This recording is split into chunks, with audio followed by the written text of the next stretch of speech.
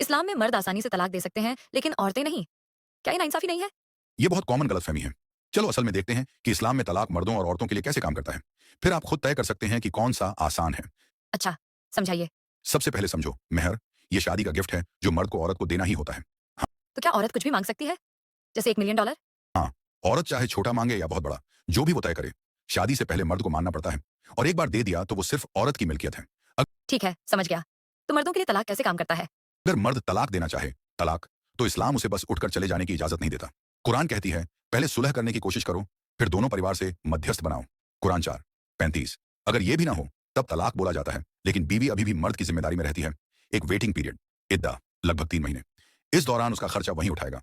अगर वो गर्भवती है तो ये भी साफ हो जाएगा।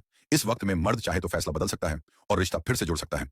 ये टाइम इसलिए है ताकि मर्द को असलियत में एहसास हो कि बीवी की कमी कैसी लगेगी, और शायद वो बदल जाए। फिर भी अगर वो डटा रहे तो इद्दा के बाद तलाक फाइनल। तो ये तुरंत नहीं होता। इसमें स्टेप्स और वेटिंग टाइम होता है। अब औरत की बारी। उसके पास 2 रास्ते हैं। 1, खुला खुल। अगर वो बिना वजह भी जाना चाहती है तो वो मेहर गिफ्ट वापस करके जल्दी तलाक ले सकती है। 2, फस्ख फस्ख आज।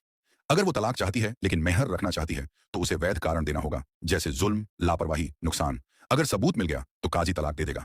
तो औरत के पास भी रास्ता है निकलने का, या तो मेहर वापस करके या फिर नुकसान साबित करके। और आज की एक अहम बात, कई मॉडर्न कानूनों में अगर औरत तलाक लेती है तो उसे आधा माल दौलत मिल जाता है, चाहे उसने बिना वजह ही छोड़ा हो। इस्लाम इस गलत इस्तेमाल को रोकता है।